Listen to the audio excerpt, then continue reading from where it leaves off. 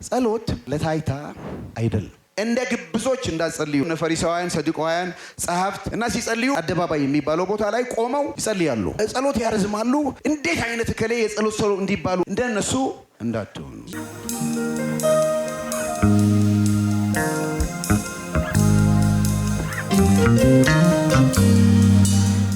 እግዚአብሔርን አመሰግናለሁ ስለዚህች ማህበረ ምእመን አብራችሁ ስለምታገለግሉ ቤተክርስቲያን መሪዎች ምእመናን እዚህ ስላላችሁ ሁሉ ጌታን ከልብ አመሰግናለሁ። የማቴዎስ ወንጌል ምዕራፍ 6 ቁጥር 9 ላይ ያገኛችሁ ሰዎች የማቴዎስ ወንጌል ምዕራፍ 6 ቁጥር 9 ላይ እንከፍትና ያገኘን ሰዎች አሜን ብለን እንቆምና ለእግዚአብሔር ቃል ክብር ቆመን እናነባለን።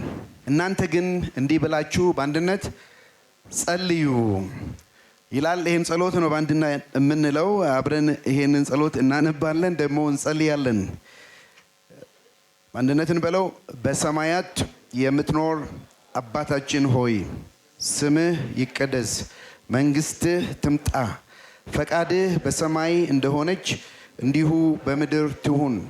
የዕለት እንጀራችንን ዛሬ ስጠን፣ እኛ ደግሞ የበደሉንን ይቅር እንደምንል በደላችንን ይቅር በለን፣ ወደ ፈተና አታግባን ከክፉ አድነን እንጂ መንግስት ኃይል ክብርም ለዘላለም ያንተ ነውና አሜን። ጌታ እንዲያስተምረን እንጸልያለን።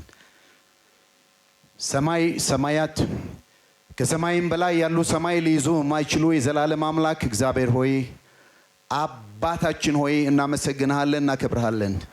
አቤቱ ለስምህ ክብር የሚገባውን ሰጠን፣ በእውነትና በመንፈስ አመለክን። ስምህ ይባረክ።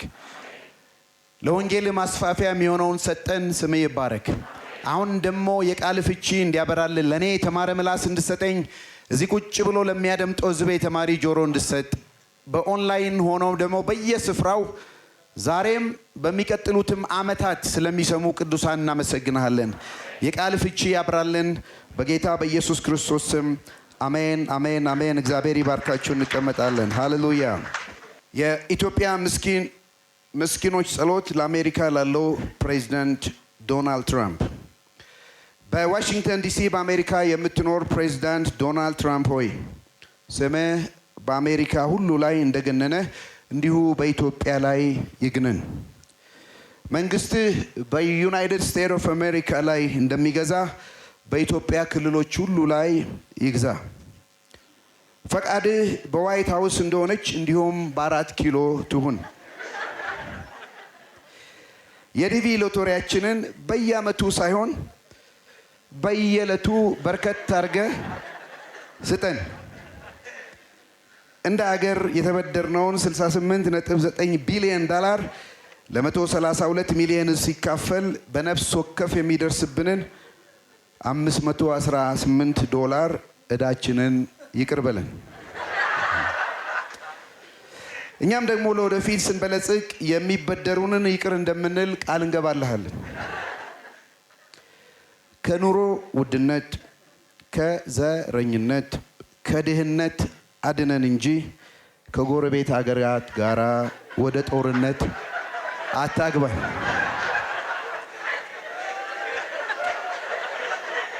ብልጥግና ያንተ ናትና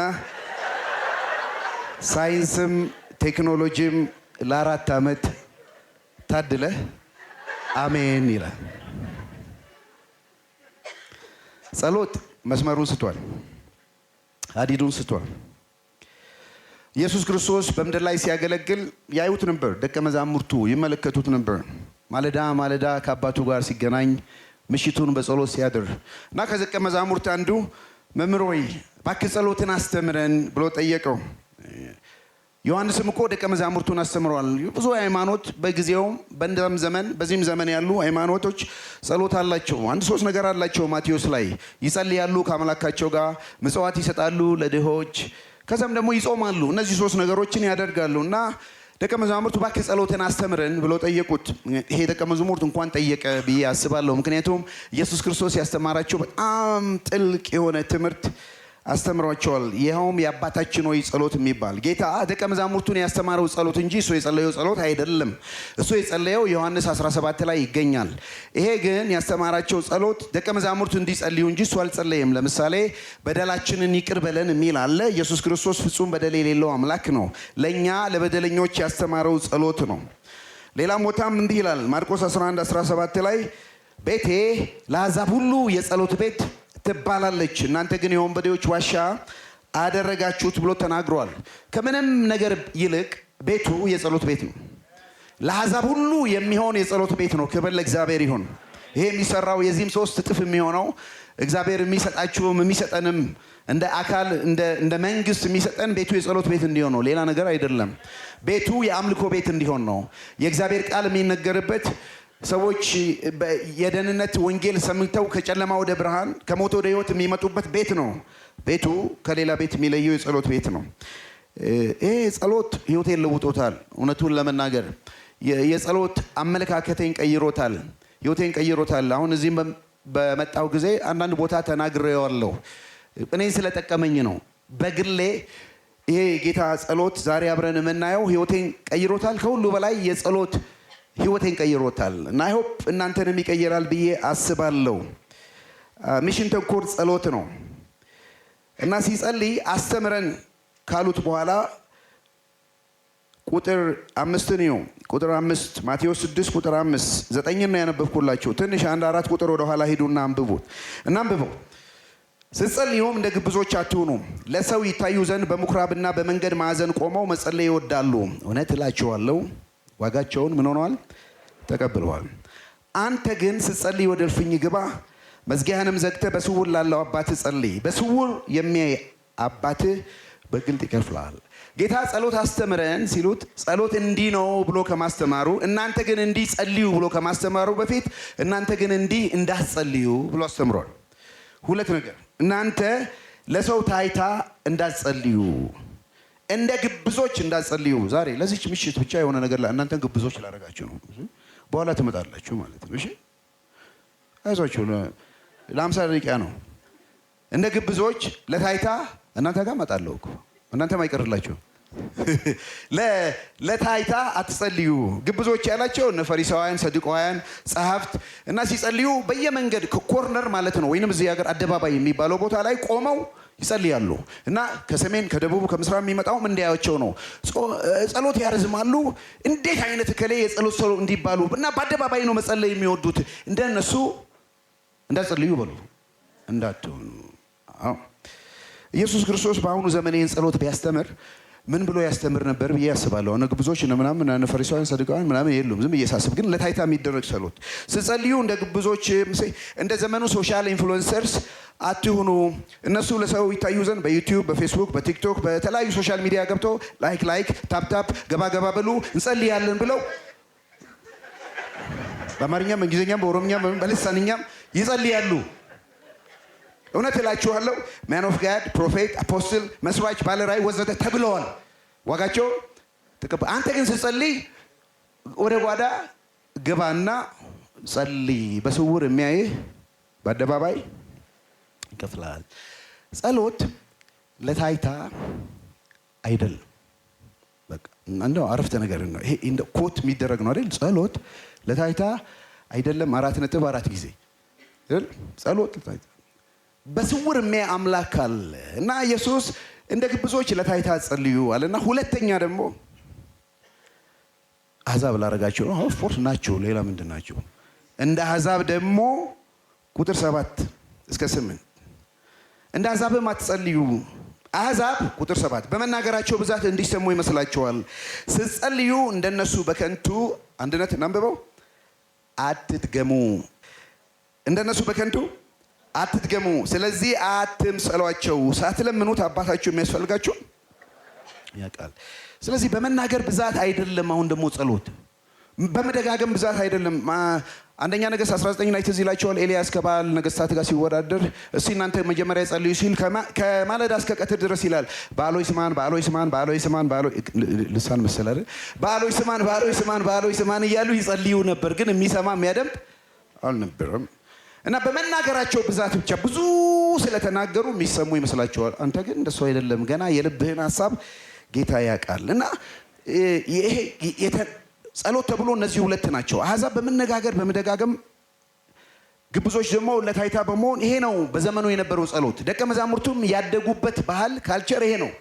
ስለዚህ ኢየሱስ ክርስቶስ እውነተኛውን ጸሎት ከማስተማሩ በፊት ልክ ያልሆነውን ጸሎት ማስተማር ነበረበት። አንድ እናት ሁለት ልጆች ይዛ ጊታር ለሚያስተምር መምህር መጣች እና እባክህ ልጆቼን አስተምር አለችው።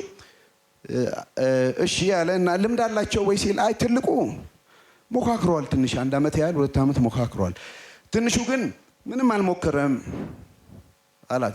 እንግዲህ ጊታር መምህሩ ምን አለ እንግዲህ ለትልቁ ልጅ በሰዓት 100 ብር ለትንሹ ልጅ ደግሞ በሰዓት 50 ብር ትከፍላለህ አለችው። ማን ትከፍያለሽ አላት። እንዴ እናቷ ምን አለች? ትልቁ እኮ ልምምድ አለው ብዬሃለሁ፣ ለሱ 100 ብር፣ ትንሹ ልምምድ ለሌለው እንዴት 50 ብር ቀንሰ ልምምድ ላለው 100 ብር እንዴት ትላለህ? ልክ ነው፣ ችግሩ እኮ እሱ ነው። ልክ ያልሆነ ልምምድ ስለተለማመደ መጀመሪያ እሱን የተለማመደው ለማውጣት 50 ብር በሰዓት ያስፈልጋል፣ ቀጥተኛውን ደግሞ ለማስተማር ይሄ ያስፈልጋል። አይደለም እንደዚህ ተጣሞ የነበረ የጸሎት ትርጉም ስለነበራቸው ልክ ያልሆነ የአሕዛብን የጸሎት ስታይል ደግሞ የነዚህ መንፈሳዊያን ቢሆኑ አይሁዳውያን ቢሆኑ ልክ ያልሆነ ጸሎት ስታይል ስለነበራቸው ኢየሱስ ክርስቶስ አስቀድሞ ያንን ማውጣት ነበረበት። ስለዚህ እናንተ እንዲህ እንዳትጸልዩ ካለ እንግዲህስ እንዴት እንጸልይ ሲል እናንተ እንዲህ ብላችሁ ጸልዩ። ምን በሉ? በሰማያት የምትኖር አባታችን። እነዚህ በጣም ልብ የሚነካ ነው። ጸሎቱን ስናይ በሰማይ የምትኖር አባታችን ሆይ ውዳሴ ነው። መጨረሻም ላይ በውዳሴ ነው የጨረሰው። መንግስት ያንተ ናትና ኃይልም ክብርም ለዘላለም። በመሃል ላይ 6 ልመናዎች አሉ። 3ቱ ስለ ሰማያዊ ልመና ነው። ስምህ አሁን ጥሩ ልሰጣችሁ ነው። ስምህ ይቀደስ፣ መንግስትህ ትምጣ፣ ፈቃድ በሰማይ እንደሆነች በምድር። ይሄ ሰማያዊ ልመና ነው። ከዛ አስቀድማችሁ ሰማያዊን ቀጥሎ ምድራዊ ይከተላል እንዳለው ደግሞ 3 ደግሞ ምድራዊ ልመናን አስተምሯል። የዕለት እንጀራችንን ዛሬ ስጠን፣ በደላችንን ይቅር በለን፣ ወደ ፈተና አታግባን፣ ከክፉ አድነን። አንድ ላይ 2ም ልታደርጉ ትችላላችሁ፣ እንዲመቸን በአንድ ነው ያለው። ወደ ፈተና አታግባን ከክፉ። እነዚህ 3 ልመና ካረጉ ወዲህ መንግስት ያንተ ናትና ኃይልም ክብርም ለዘላለም። እና እንደ ወፍ በረር ሊድ በሰማያት የምትኖር 3 ሰማያዊ ልመና አቅርበዋል። ግን እግዚአብሔርን አድሬስ ያደረገው ነው ጌታ ሲያስተምር በሰማያት የምትኖር ማ አባታችን ሆይ። እንዳውም አውር ፋዘር ብሎ ነው የሚጀምረው። አባታችን ሆይ ብሎ ነው የሚጀምረው። አባታችን ሆይ በሰማይ የምትኖር። ይሄ በጣም ራዲካል የሆነ ነው። የትኛውም ሃይማኖት እግዚአብሔር አምላክን አባቴ ብሎ የጠራ የለም። ኢየሱስ እሱ ብቻ ነው አባ። አሜን አሜን። አባ ብሎ ይጸልይ የነበረው። አረብ ሰፈር ነው ያደግኩት፣ አዋሳ ከተማ እና ጓደኞች ሁሉ ከሙስሊም ባክግራውንድ ናቸው። ከየመን የመጡ አረቦች ናቸው ብዙ የኖሩ። ያው ቀላታቸው ነው አረብ የሚያስመስላቸው እንጂ ቋንቋቸው አብረን ያደግ ነው። እና ከኛ ጋራ የፍልሰታ ጾም ይጾማሉ፣ የፋሲካ። እኛም ደግሞ ረመዳን ከነሱ ጋር እንጾምና አብረን እናፈጥራለን። እንደዛ ነበር ያደግ ነው እዛ። እና ያሲን የሚባል ጓደኛ አለኝ፣ ስለ አላህ ያስተምረኛል። እና አላህ በቁርአን 99 ስሞች አሉት። ፈጣሪ ነው፣ አምላክ ነው፣ መጽሐፍ ቅዱስ እንዳለው ስም አይነት ነው። ግን ስለ ክርስትና ሲያነሳ ነው። አላህ ግን አባት ሊባል አይቻልም። ምክንያቱም አላህ አይወልድም አይዋለድም፣ አባት ሊባል አይቻልም። በጣም ኢየሱስ ራዲካል ነው ያስተማረው። ምናችሁ በአይሁድ እንኳን ከዛ በፊት ኢቭን አብርሃም፣ የይስሐቅ፣ ያዕቆብ አምላክ እንላለን አይደለም። በብሉይ ኪዳን የነበሩ እነ ዳንኤልም እና አብርሃምን እግዚአብሔርን እኮ አባት ሆይ ብለው አልጸለዩ። አብርሃም ባያቅም እስራኤል ባይገነዘበን አንተ አባታችን ነው የሚል አንድ ቦታ ስለ እግዚአብሔር አባትነት ያው እያደገስ በክርስቶስ ኢየሱስ ስለሚመጣው አባትነት ስለሚያወራ ትንሽ ተስፋ ነበር የእግዚአብሔር አባትነት ለእስራኤል ሕዝብ እንጂ ማንም አባት ሆይ ብሎ የጸለየ የለም። እና ጌታ ፈጣሪ ሆይ አይደለም፣ አምላኬ ሆይ አምላክ ነው፣ ፈጣሪ ነው፣ ሰማይን ምድር የገዛ ነው። ግን ስትጸልዩ አባት ሆይ ብላችሁ ጸልዩ። በጣም የሚገርም ነው እኮ። ወደ ቤተሰብ አመጣው። እሱ አባታችን ነው፣ እኛ ልጆች ነን፣ እርስ በርስ ወንድምና እህት ነን። ስትጸልዩ ስለዚህ እናንተ ፋሚሊ ናችሁ፣ አንድ ቤተሰብ ናችሁ፣ አንድ አባት አለን። እኛም ደግሞ በልጁ የወለደን ነው። ክብር ለእግዚአብሔር ይሁን። በሰማያት መጥቆ የሚኖር አምላክ ነው። ምጡቅ ነው እሱ። ሰማይና ምድር ይዘው ዘንድ አይችልም። ሰለሞን እንደተናገረው አንተ ሰማያት ከሰማይም በላይ ያለ ሰማይ ሊይዙ የማይችሉ ነው እኔ የሰራሁልማ ቤት እንዴት ታንስ ብሎ ሲናገር እናያለን። እግዚአብሔር አባታችን ነው። ሁለት ነገር ምናልባት እዚህ ቤት እንግዳ ሆናችሁ ዛሬም የመጣችሁ በውጭ የምትሰሙ ኦንላይንም ላይ የምትሰሙ እግዚአብሔር ፈጣሪያችን ነው ፈጣሪ እንላለን፣ አምላካችን ነው አምላክ እንላለን። ግን በቀረበ ሁኔታ አባት ሆይ እንድትሉት ይፈልጋል። እግዚአብሔር ደግሞ አባት የሚሆነን በሁለት መንገድ ነው። አሜን። አንድ በልጁ በኢየሱስ እናምን ነው። ለተቀበሉት ሁሉ በስሙ ለሚያምኑት በልጁ ለሚያምኑት ለነሱ የእግዚአብሔር ልጆች የሆኑ ዘንድ ስልጣንን ሰጣቸው። ዛሬ እስከ ዛሬ ፈጣሪ አምላኬ የምትሉ ዛሬ አባቴ ልትሉት ይወዳል። እሱ በልጁ በኢየሱስ በማመን ይህንን የልጅነት ስልጣን ሰጥቶናል። በልጁ ብቻ አይደለም፣ ሁለተኛ ደግሞ በመንፈሱ አባት ብለን የምንጮህበትን የልጅነት መንፈስ ተቀበላችሁ። ያ የልጁ መንፈስ በእኛው ሲመጣ እሱ ይለው እንደነበር አባት ሆይ እንለዋለን። ክብር ለእግዚአብሔር ይሁን። ይሄ የተቀበልነው መንፈስ አባት ሆይ ብሎ የሚጮህ ነው። አሜን። በልጁ በኢየሱስ በማመን ከቅዱስ መንፈሱ በመቀበል የእግዚአብሔር ቤተሰብ ሆነናል።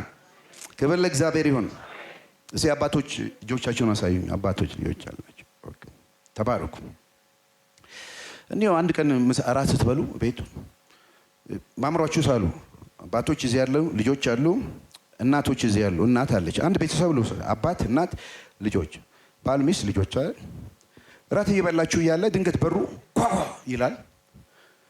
አንዱ ልጃቸው ሄዶ ይከፍታል። ሲከፍት አንድ ህፃን ልጅ የ8 ዓመት የ9 ዓመት ልጅ ይሮጠ መጥቶ ጠጋ ብሎ ሰውየው ማለት ነው የቤቱን ባለቤት መጥቶ አባዬ ብሎ ቢጠራው ከውጭ የመጣ ልጅ ምን እንደሚፈጠር ታውቃላችሁ? አባዬ ዳዲ ምን ነው እንዴ? ምን ነው ዝም አልክ ቢለው ምን ነው የሚፈጠረው? ሴቲቱ የልጆቹ እናት ባይኔ ሊላያታለሁ። ከየት የመጣ ነው ወይ?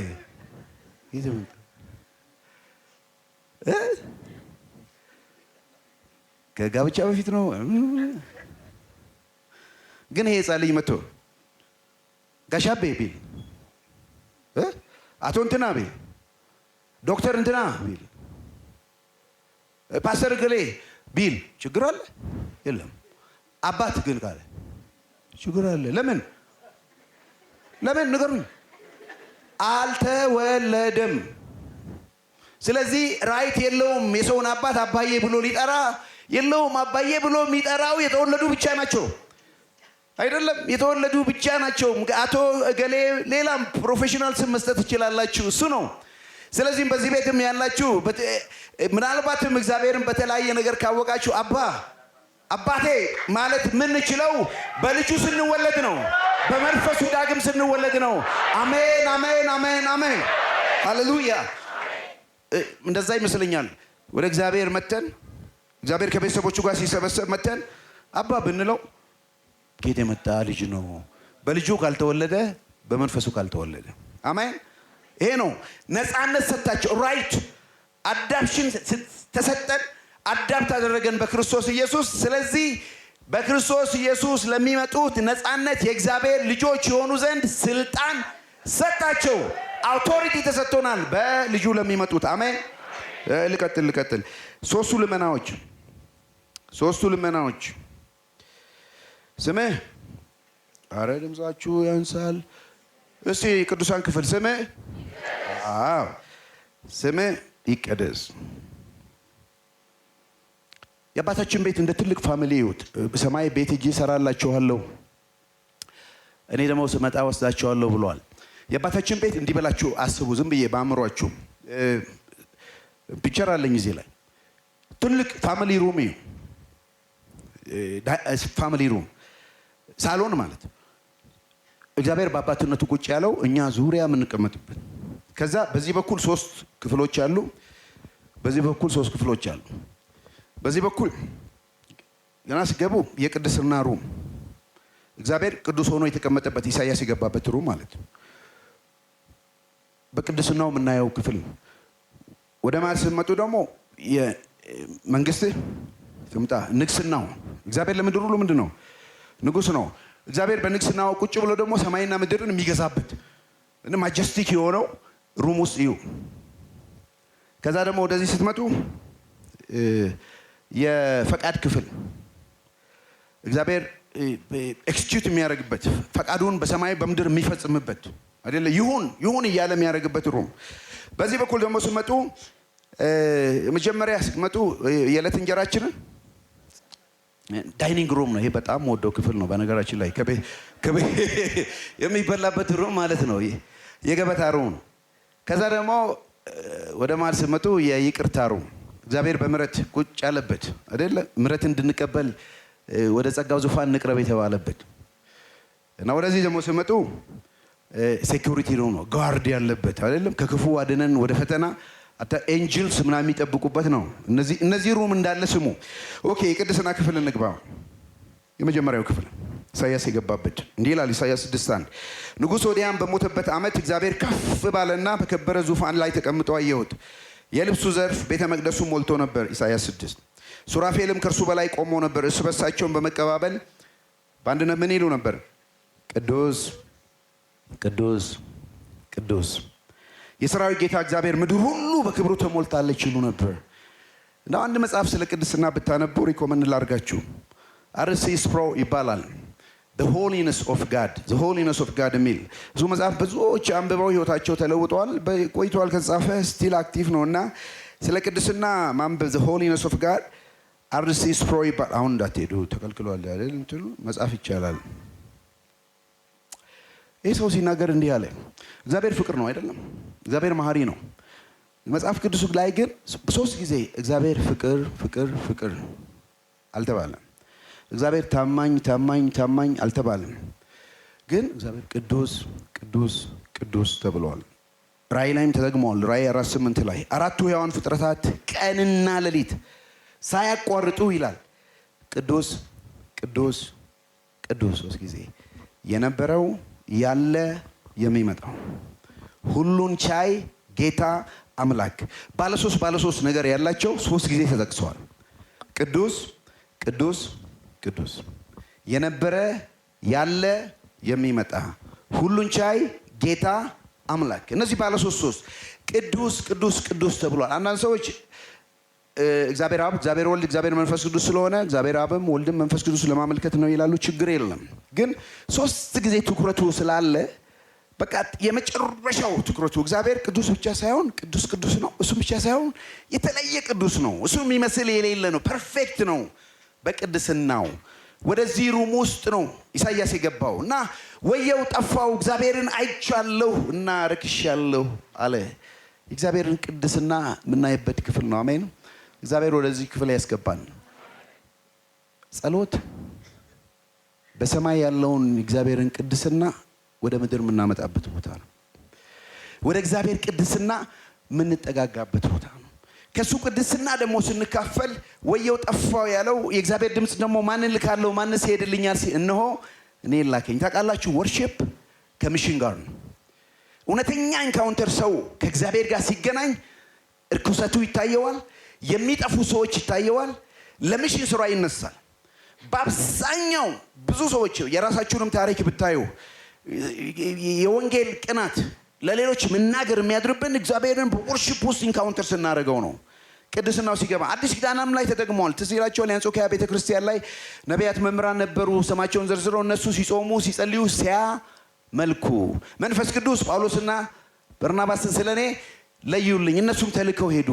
እውነተኛ ወርሺፕ ሚሽን ኢንጌጅ ያደርጋል። ተልኳለን ከእግዚአብሔር ጋር እውነተኛ ስንገናኝ እግዚአብሔር ሚሽን ይሰጠናል፣ ቪዥን ይሰጠናል፣ የጠፋውን ዓለም ለመድረስ መልእክት ይሰጠናል ከሱ ጋር ከተገናኘ። ምክንያቱም የእግዚአብሔር አይኑ ያለበት ቦታ ስለሆነ እና እግዚአብሔር በቅድስና ይሙላን። ጸሎት ቅድስና ነው ባጭር ቃል። ጸሎት ከእግዚአብሔር ቅድስና ጋር ኢንካውንተር ማድረግ ነው። ስምህ ይቀደስ። ሁለተኛው ሮም ውስጥ እንግባ። ብዙ አልናገርም። መንግስት ትምጣ በሉ እናንተ። መንግስት ትምጣ እነሆ በሰማይ አንድ ዙፋን ቆመዋል ይላል ራእይ 4 ላይ ቁጥር 2። በዙፋኑ ላይ የተቀመጠ ነበር። ኦኩፓይድ ነበር። ይሄ ዙፋን ይሄ ትሮን ኦኩፓይድ ነበር። ሰው አለው። ዙፋኑ ሰው አለበት። አሜን። መቃብሩ ባዶ ነው። ዙፋኑ ግን ሰው አለው። ክብር ለእግዚአብሔር ይሁን። መቃብሩ ባዶ ነው፣ ዙፋኑ ግን ሰው አለው። አሁን በዙፋኑ የተቀመጠ ነው። ጌታ ለዘላለም ይባረክ። 24ቱ ሽማግሌዎች በዙፋኑ ላይ የተቀመጠው ፊት ተደፍተው ከዘላለም እስከ ዘላለም ሕያው ሆኖ ለሚኖረው ይሰግዱ ነበር። አክሊላቸውን በዙፋኑ ፊት ያስቀመጡ እንዲህ ይሉ ነበር፣ ጌታችንና አምላካችን ሆይ ክብር፣ ሞገስ፣ ኃይል ልትቀበል ይገባሃል፣ አንተ ሁሉን ፈጥረሃልና ይሉ ነበር። አሜን። እነሱም ተፈጥረዋል፣ ሆነዋል። እግዚአብሔር ንጉሥ ነው። ዘምሩ ለንጉሳችን ዘምሩ፣ ዘምሩ ለንጉሳችን ዘምሩ። አይደለም በማስተዋል ዘምሩ፣ እግዚአብሔር ንጉሥ ነውና። ቆም ብዬ ልናገር ወዳለሁ። እግዚአብሔር ንጉሥ ነው፣ የነገስታት ንጉሥ ነው። በምድር የሚሆነው ነገር ያገባዋል፣ ግድ ይለዋል። ጸሎት በሰማይ ያለችውን መንግስት ወደ ምድር መጎተት ነው። ስለዚህ ነው መንግስት ትምጣ ብላችሁ ጸልዩ ያለው አይደለም። መንግስት አለ፣ ፍጹም ፍትህ ያለበት፣ እኩልነት ያለበት፣ ሰላም ያለበት ከሰማይ እንጠብቃለን። ይሄ የመንግስት ወንጌል ለፍጥረት ሁሉ ይሰበካል፣ ከዛ በወዲያ ምጣት ይሆናል ስላለ በምድር ነገስታቶችን እግዚአብሔር ሰጥቶናል። እግዚአብሔር በቸርነቱ በበጎነቱ ሰጥቶናል። ፈቃዱን በምድር ነገስታት ላይ ያደርጋል። የምድር ነገስታት በእግዚአብሔር እጅ ናቸው። አዲሱ ትርጉም ቦይ ቀዶ እንደሚያደርግ እግዚአብሔር ደግሞ የነገስታትን ልብ ወደ ፈለገው ያፈሰዋል። ጌታ ስንጸልይ ከምን ጊዜውም በላይ ከምንጸልየው ስለ እግዚአብሔር መንግስት ልንጸልይ ይገባል።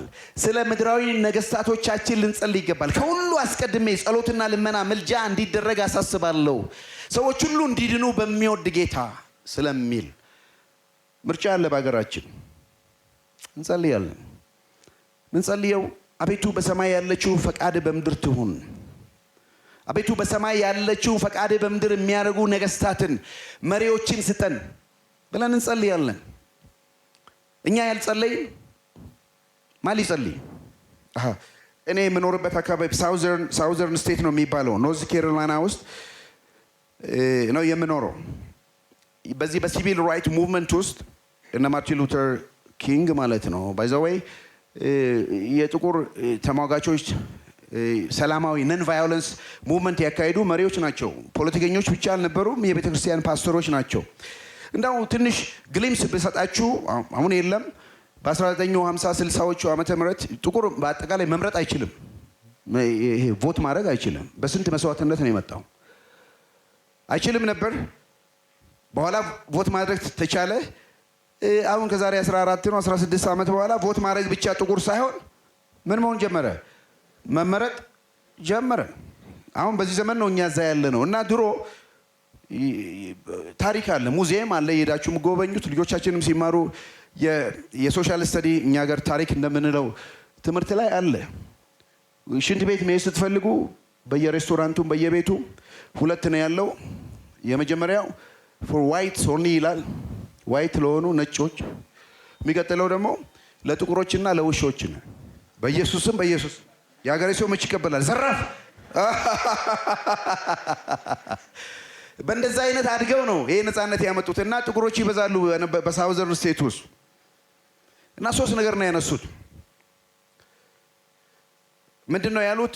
እኛ ካልሆን ስለኛ የምንሟገተው ማን ሊሟገት ይችላል? አሁን ደግሞ ካልተሟገትን መቼ እንሟገታለን ነው። እዚህ ካልተሟገትን ደግሞ የት በሉኝ። እሺ እኛ ካልሆንን ማ በሉዋን አንተ። እኛ ካልሆንን ማ፣ አሁን ካልሆነ መቼ፣ እዚህ ካልሆነ የት ብለው ነው ብዙ መስዋዕትነት ከፍተው ዛሬ ለጥቁር ሁሉ ነፃነት ሀገር ተብላ የምትጠራው። እኔ ወደ ጸሎት ላምጣችሁ። በእውነቱ በዚህን ጊዜ እንደዚህ ላለ ጊዜ እንኳን ወደ መንግስቱ የመጣሽው እንዳለ እንዳስቴር በዚህ ጊዜ እኛ ለምድራችን ያልጸለይን ማ ሊጸልይ ይበሉኝ። ቅድም ተነጋግረናል። አባት ሆይ ብለን ልጅነት መንፈስ ተቀብለናል። በልጁ ምን ለምንሆን ሁሉ እንደሚሰማን እናውቃለን። አዎ መንፈሱን ተቀብለናል። አባ ብለን ምን ጸልየው እኛ ካልጸለይን ፈጣሪ ወይ አምላኬ ወይ የምትሰማይ የምድር ምናምን ፈጣሪ ብሎ በሚጸልየው ነው ወይስ እንዳባት በምንጸልየው እኛ ካልጸለይን ማል ይጸልይ? አሁን ካልጸለይን መቼ ልንጸልይ? ከምን ጊዜውም በላይ ቤተክርስቲያን ቤቱ የጸሎት ቤት መሆን ካለበት አሁን ነው። ቦታው እዚህ ነው። ጊዜው አሁን ነው። ምን ጸልየው እኛ ነን። ክብር ለእግዚአብሔር ይሁን። እኛ ያልጸለይን ማል ይጸልይ? አሁን ያልጸለይን መች ልንጸልይ? እዚህ ካልጸለይን የት ልንጸልይ? ከ30 ሚሊዮን በላይ እንደደረስን የወንጌል አማኞች ሰምቻለሁ። አብያተ ክርስቲያናት ህብረት 30 ሚሊዮን ድሮ የዛሬ ስንት ዓመት እንደዳንኩ አልነግራችሁም እንዳደነግጡ ማለት ነው። እና ህዝብን አበዛ የሚለው መዝሙር ይዘምር ነው። አሁን ህዝብ በዛ 30 ሚሊዮን የሚያክል ህዝብ በእውነቱ 30 ሚሊዮን ህዝብ ወንጌል የገባው ኢየሱስን እግዚአብሔርን በልጁ በኢየሱስ የሚያውቅ አባ ብሎ የሚጸልይ 30 ሚሊዮን ህዝብ አሁን ቢጸልይ የእግዚአብሔር መንግስት በምድር ላይ እንዴት እንደምትሰፋ አስባችኋል? በእግዚአብሔር ፊት ብንደፋ። ስለዚህ ምን ጸልየው እኛ ነን በሉኝ። ምን ጸልየው እኛ ነን። ጊዜው አሁን ነው። ቦታው እዚህ ነው። በጸሎት ቤት ክብር ለእግዚአብሔር ይሁን። ስለዚህ መንግስትህ ትምጣ ብለን እንጸልያለን። ስምህ መንግስትህ ሃሌሉያ ፈቃድህ በሰማይ እንደሆነች በምድር ትሁን። ኢየሱስ እንደ ልማዱ ወጥቶ ሉቃስ 22 ወደ ደብረ ዘይት ተራራ ሄደ። ደቀ መዛሙርቱም ተከተሉት። ከነሱም የድንጋይ ውርወራ ያህል ርቆ ተንበርክኮ ጸለየ፣ እንዲህም አለ። አባት ሆይ ፈቃድህ ከሆነ ይህች ጽዋ ከኔ ውሰድ። ነገር ግን የኔ ፈቃድ ሳይሆን እንደ ፈቃድ ይፈጸም። እጅግ ተጨንቆ በብርቱ ይጸልይ ነበር። ላቡም እንደ ደም ነጠብጣብ ወደ ምድር ይፈስ ነበር። ኢየሱስ መጨረሻውን ጽዋ ሲጠጣ ከሰማይ ወደ ምድር የወረደበት ከአምላክነት ወደ ሰውነት የመጣበት ጽዋው አንድያ ልጁን ኃጢአት ያላወቀውን ስለኛ ኃጢአት የሆነበትን ጉዳይ ሲመጣ ከበደው። ጌሰማኒ ላይ ሆኖ እባክህ ብትወዳል አልሰማውም። አባቱ አልሰማውም፣ ዝም አለው። ከጲላጦስ ጋር ሆነ፣ ከቀያፋ ጋር አበረ። ህዝብ ሁሉ ከሚጠፋ አንድ ሰው ቢሞት ይሻላል አለ። ኢቭን መስቀል ላይ ሆኖ ኤሎሄ ኤሎሄ ለማ ሰበቅታኒ አምላኬ አምላኬ ለምን ተውከኝ? ተወው፣ አልሰማውም፣ ዝም አለው። ያልተመለሰ ጸሎት unanswered prayers ያልተመለሰ ጸሎት የሚል ጋድ ብሩክ BROOKS ቤታችሁ ግቡና እዩት። ዩቲዩብ ላይ እኔ አክሰስ ባረኩ ጊዜ እስከ 13 ሚሊዮን ህዝብ አይቶታል። ይህ ሰው አማኝ ነው። ሃይስኩል ተማሪ ያለ አንዲት ልጅ ወደዳት እና አብረው ዴት ማድረግ ጀመሩ፣ መተዋወቅ ጀመሩ። በጣም ልቡ እስኪጠፋ ድረስ ወደዳት። ጠየቀችው፣ እምቢ አለች፣ አላገባም አለችው። በጣም አዘነ፣ ዲስአፖይንትድ ሆነ። ጾም ጸሎት ማድረግ ምናምን ልጅቷ ሀሳቧን አልቀየረችም። ኖ አለችው። በጣም አዘነ። ያው በኋላ ሪከቨር ማድረግ ይቻላል። አሁን ቺስ ታገሱ። ሰሞኑ እምቢ ያለቻችሁ ካላችሁ ችግር የለም። አንድ አመት ዓለም እንደተገለበጠ አትቁጠሩ።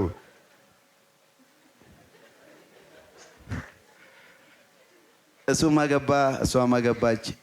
ከ30 ዓመት በኋላ ሃይስኩል ሪዩኒየን የሚባል አለ አይደል ነው ኢትዮጵያ ተጀምሮ እንደሆነ ሃይስኩል የጨረሱ ሰዎች በየ20 ዓመቱ ሲጨርሱ ወደ ትምህርት ቤታቸው ይመጡና ይገናኛሉ። ሰው ሙሉ ያደገም ትልልቅ የሆነው ከ30 ዓመት በኋላ ተገናኙ።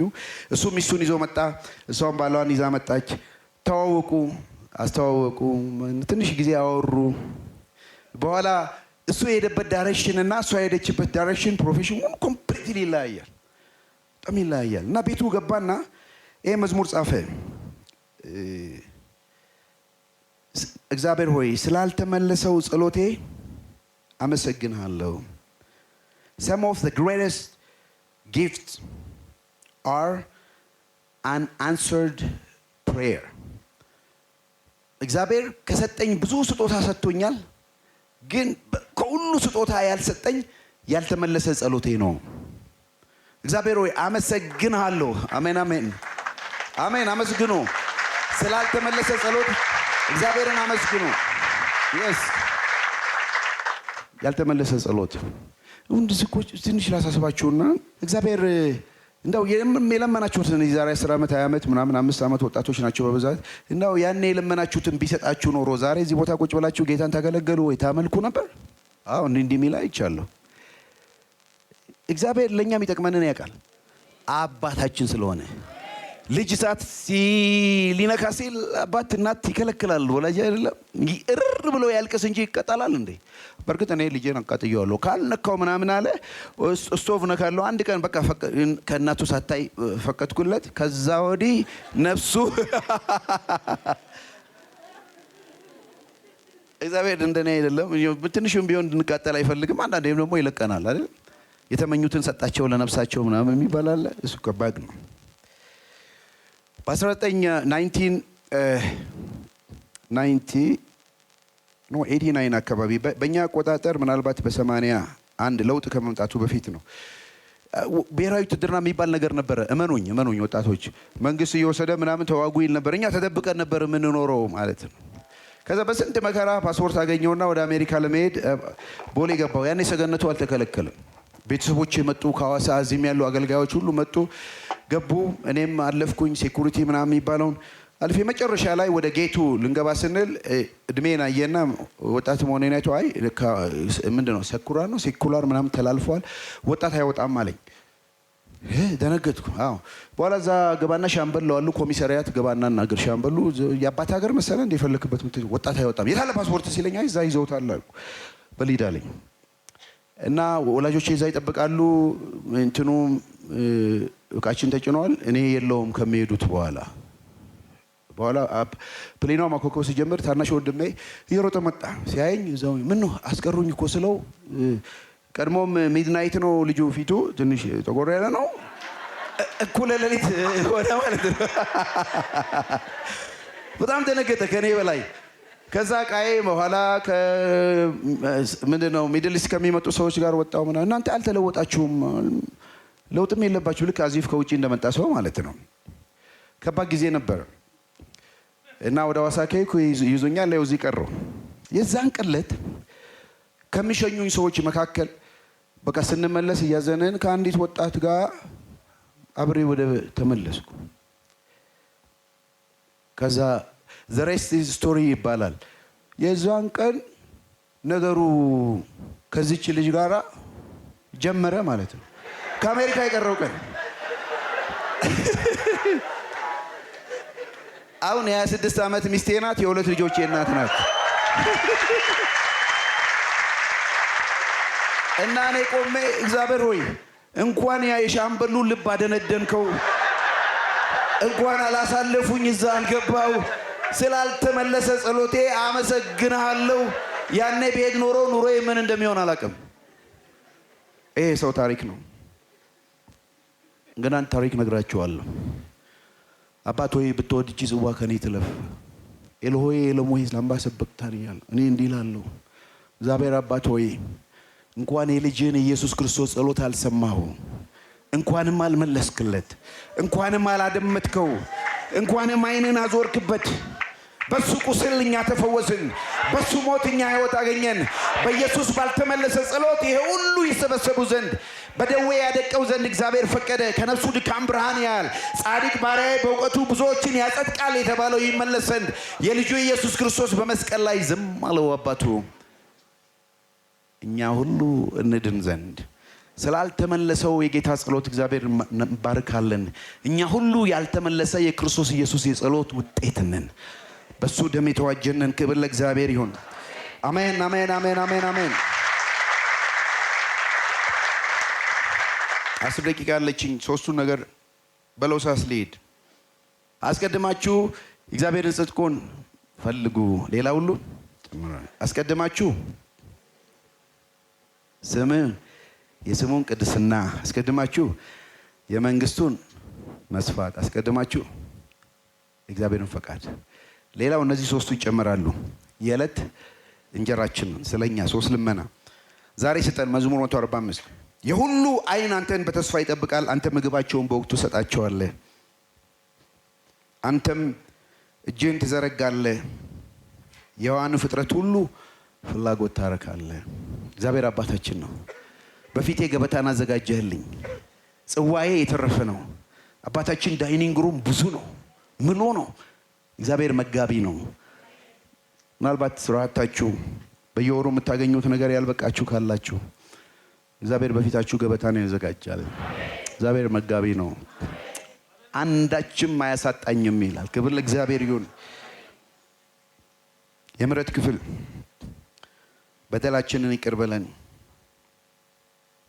ከእግዚአብሔር ጋር ህብረት አለን ብንል በጨለማ ብንመላለስ ውሸታም ነን።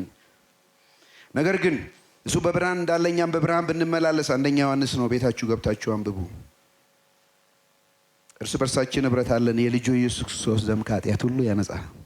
ኃጢአት የለብንም ብንል ራሳችንን እናስታለን፣ እውነትም በእኛ የለም።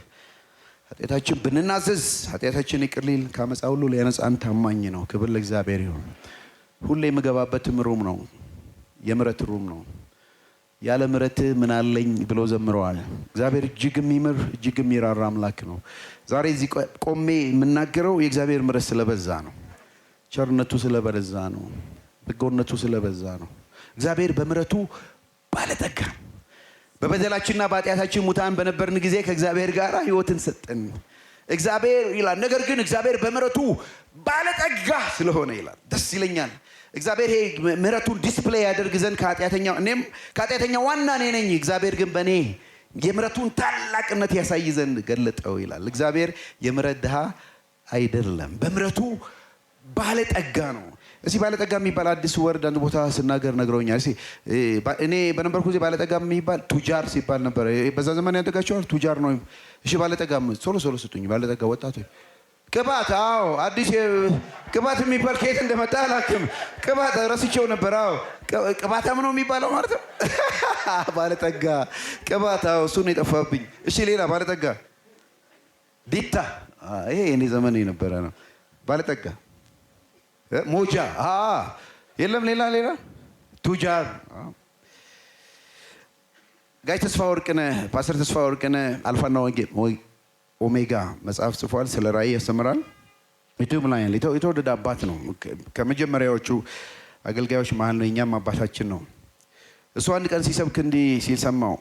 እኔ በነበርኩ ዘመን ባለጠጋ አሁን ቱጃ ሙጃ ምናምን እንደሚባለው በእኛ ዘመን ባለጠጋ የነበረ ሰው ምን የሚባለው ብሎ ሲናገር ሰማሁት። ገረመኝ። ሰምቼ አላውቅም።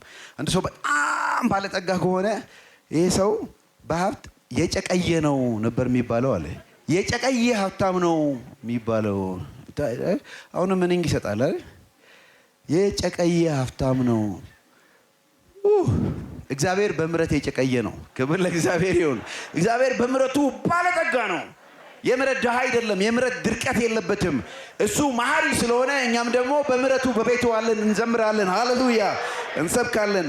ይሄ የምሕረት ሩም ውስጥ መግባት የሚያስፈልጋችሁ አላችሁ። ምናልባት ሰይጣን በጊልት የሚኮንናችሁ አንተ እንዲሰርተ አንቺ እንዲሰርተሽ አሁን ትዘምራለሽ፣ አሁን ትሰብካለህ፣ አሁን እንደዚህ ትሆናለህ የሚል ንገሩት። ከኃጢአተኞች ዋና እኔ ነኝ፣ ነገር ግን የምሕረቱን ባለጠግነት ያሳይ ዘንድ ሃሌሉያ። ምሕረትን የተቀበልን ባሪያዎች ነን። በእኛ አይደለም፣ በጽድቅ አይደለም፣ እሱ መሐሪ ስለሆነ። ግን ቆም ብለን ጌታ ከደገመው ነገር በጣም ይገርማቸው 14 ላይ ይህንን ነው። እናንተም የበደላችሁን ይቅር ባትሉ ይላል። ስምህ ይቀደስ መንግስት ትምጣን አልደገመም፣ ግን ይቅር በሉ የሚለውን ደግመዋል። ችግር ነበረባቸው ማለት ነው። ደቀ መዛሙርትም ኦፍኮርስ ነበረባቸው። ስንት ጊዜ ልበል ምናምን ሲል 7 ጊዜ 7 ምናምን ልበል ሲል ብዙ ማድረግ ሆኖ አይደለም። ችግር አለብን ወገኖች ሆይ። ምን ያህል ማረን? መስቀሉን ያህል እኛም ልንምር ይገባል። አሜን። መጨረሻው ሩም የጥበቃ ሩም ወደ ፈተና አታግባን ከክፉ አድነን እንጂ። የውጭ ፈተና ምንጭ አለ። ሰው በሁለት በኩል ወደ ፈተና ይገባል። አንዱ ዲያብሎስ ነው ከውጭ ማቴዎስ 4 ላይ ከዚያም በኋላ መንፈስ ቅዱስ ኢየሱስ በዲያብሎስ ይፈተን ዘንድ ወደ ምድረ በዳ ወሰደው 40 ቀንና 40 ሌሊት ከጾመ በኋላ ተራበ። ፈታኙም ይላል ወደ ኢየሱስ ቀርቦ ከክፉ አድነን። ክፉ አለ፣ ኢቭል አለ። ግን ከክፉም ኢቭል ዋን ማለት የክፉ ሁሉ ምንጭ የሆነው ከዲያብሎስ አድነን ነው። ከዲያብሎስ አድነን። የእግዚአብሔር ልጆች ተቃራኒ አለ። ከሱ አድነን ነው።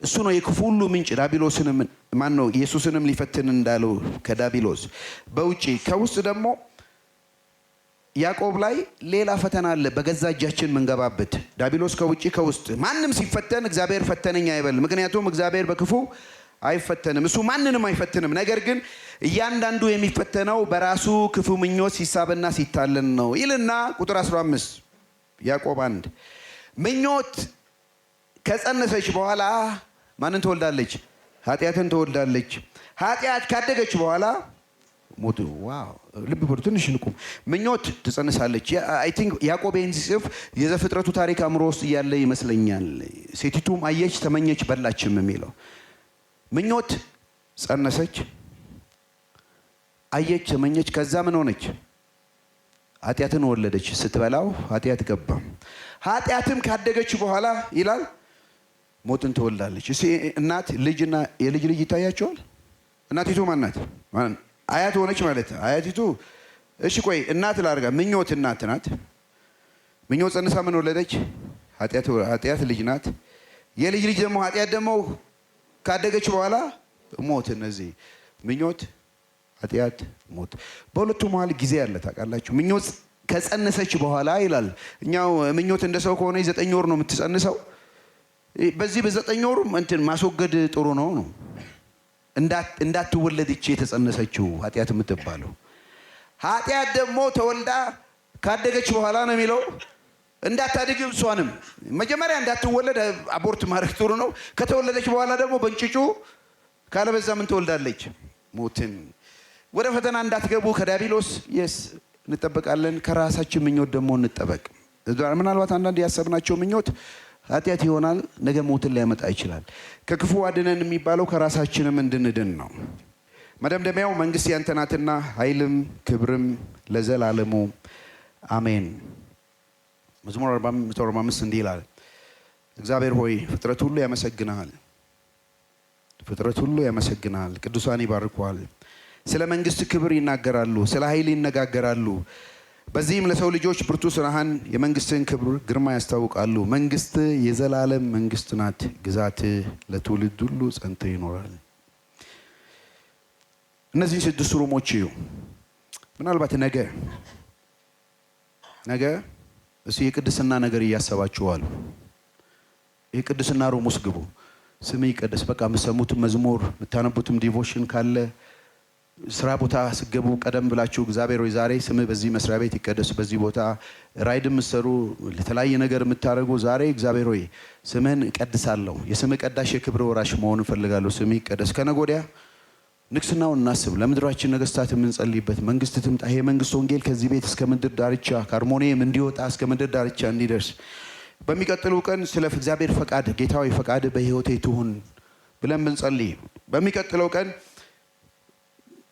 ሆምለስ ለሆኑ ኦርፈንስ ለሆኑ የዕለት እንጀራ ለሌላቸው በየስትሪቱ ለምናያቸው እግዚአብሔር ሆይ እኔም ስጠኝ ልባርክ ስራ ለሌላቸው ስራ ላጡ እናቶች ልጆቻቸው ማብላት ላቃታቸው ለነሱ እንጸልይ በሚቀጥለው ቀን ስለ ይቅርታ ሩም እንግባ ብዙ በደል ውስጥ ኃጢአት ውስጥ አለን ይቅር ማለት ከብዶናል እውነቱን ለመናገር ግን እግዚአብሔር የይቅርታን ጉልበት እንዲያለማምደን እርስ በርሳችን ይቅርታ መጠየቅ መቀበል እንድንችል በመጨረሻው ቀን የጥበቃ ክፍል ውስጥ ገብተን እግዚአብሔር ልጆቻችንን ትውልዱን እንዲጠብቅ በእነዚህ ሰሞን ምርጫ በሚደረገው ጊዜ አዲስ አበባን ኢትዮጵያን እግዚአብሔር እንዲጠብቅ ከክፉ ይሄ ክፉ አለ አይደል አሳችሁ የሚፈትነው በብዙ ነገር ሰውን የሚያጣላውን ከክፉ ሁሉ እግዚአብሔር ምድራችን እንዲጠብቅ እንጸልይ ከሰማነው ነገር ዋናው ቁም ነገር ሁሉ አሁን የተናገርኩት ቢጸፋባችሁ አንድ ነገር እንዲጠፋባችሁ አልፈልግም አስቀድማችሁ የእግዚአብሔር መንግስት ምን አድርጉ አስቀድመን መለኮታዊ ስሙን ስናከብር ዘላለማዊ መንግስቱን ስናበስር ሉዓላዊ ፈቃዱን ስናደርግ እግዚአብሔር አባታችን ምድራዊ ፍላጎታችንን ይሞላል የዕለት እንጀራችንን መተላለፋችንን ይቅር ይላል ከክፉ ፈተና ሁሉ ያድነናል ስለዚህ ለዚህ አምላክ ይሄንን ጸሎት ስንጸልይ ወገኖች ሆይ ጸሎት ብዙ ጊዜ ጸልይ የነበረው ህይወቴን ለወጠ ያልኳችሁ ጌታ ሆይ ፈቃዴ በምድር እንደሆነ እንዲሁ በሰማይ ትሁን ብዬ ነበር ምጸልየው እንዴ ነው በቃ ጸሎታችን እሱ አይደለም ይሄን ካልሆነ እንደውም አታገኘኝም እንላለን ይሄ ካልሆነ ቤትም በቃ ሊሄድብ ነው እንላለን እግዚአብሔርን አይደለም ጸሎት የኛ ፈቃድ በሰማይ እግዚአብሔር ጉዳይ አስፈጻሚ አይደለም እዛ ቁጭ ያለው አይደለም ይልቁንም እኛንን የሱ ጉዳይ አስፈጻሚ ምድር ላይ ያስቀመጠን እዚህ ቁጭ ያልነው የሰማይ አባታችንን ፈቃድ ኤክስኪዩት እንድናረግ ነው። ስለዚህ ጸሎታችን እለምናችኋለሁ በአጭር ቃል ጌታ ሆይ በሰማይ ያለችው ፈቃድ በሕይወቴ ትሁን ብላችሁ ጸልዩ እንጂ የኔ ፈቃድ በሰማይ ይሁን አትበሉ። እሱማ የልጁም ጸሎት አልተሰማም። አባት ሆይ ብትወድ የኔ ፈቃድ ትሁን ብሎ ጸልየዋል። እግዚአብሔር አልሰማውም። ምክንያቱም የአባቱ ፈቃድ ዓለማትን ሁሉ ለማዳን ነው። ስለዚህ በአንድነት ቆመን ምን ጸልይ ነው ፈቃድ በሰማይ እንዲሆን በምድር ትሁን። ቆመን እንጸልያለን።